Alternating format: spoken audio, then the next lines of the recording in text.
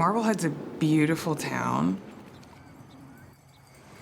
a place that has so much history.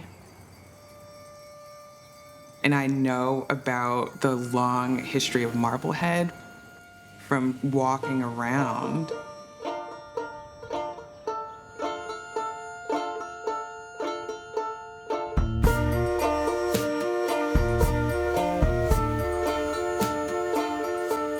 In the mid-1700s, Marblehead was really an urban community, a bustling shipping industry community. And that is the industry that Jeremiah Lee and his father, Samuel, become very involved in. By the late 1760s, Jeremiah Lee is one of, if not the wealthiest person in all of Massachusetts, and builds his gigantic Georgian mansion. Not only, though, is he building the mansion, but next door to it, he erects a brick building meant to serve multiple purposes. One is to be a detached kitchen. One side of it is to serve as a carriage house. The building also served as a living quarters, a working quarters for those he enslaved.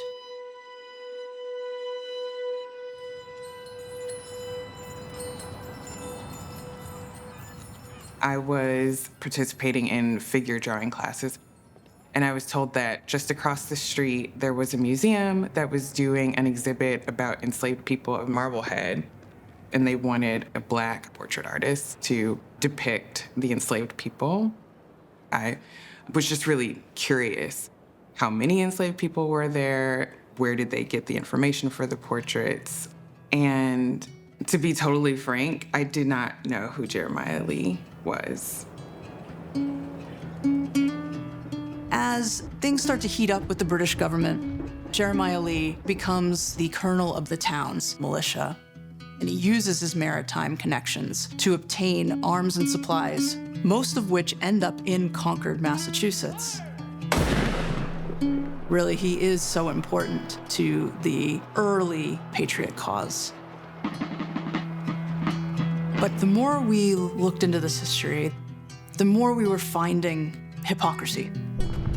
Jeremiah Lee, for example, he is an enslaver fighting for liberty, using the language of slavery to complain to the crown, to Parliament, that what you're doing to us, you're enslaving us.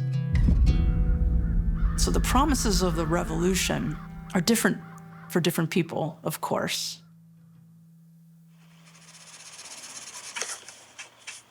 Were they a cook? Were they a coachman? Were they a lady's maid? I didn't want that to be the whole story about them, that relation to the enslaver, but have them be a whole person. And also, I cannot imagine a more rebellious act than rest if you were an enslaved person. And so I tried to imagine for each person what almost stolen moments of rest might look like. For so many of the people enslaved by Lee and others, so many questions remain. But that's not to say that information about these individuals doesn't exist, because it does. For instance, General John Glover's ledger book that records supplies given to his soldiers. I was turning the pages through that one day looking for something, and there was Diamond Lee. Surprisingly enough, he was entered into Glover's ledger book on July 4th, 1776. He was given a knapsack that day. I was really focused on drawing him as a strong, wise elder. The military ledger documentation fed into that. Diamond was likely skilled, and for that reason, he cost more. But also for that reason, he probably had a gravitas, and part of that was drawing him with a proud stature.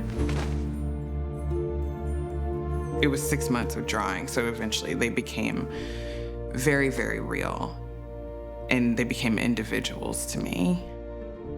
We remember you, Jimmy. Yes.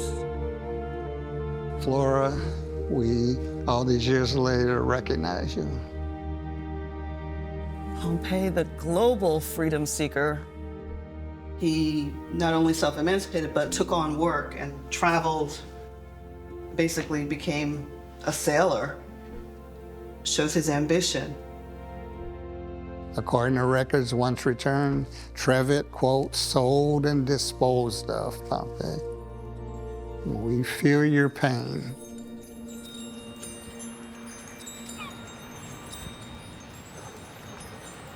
The past informs the present. It shapes the future. It is glorious.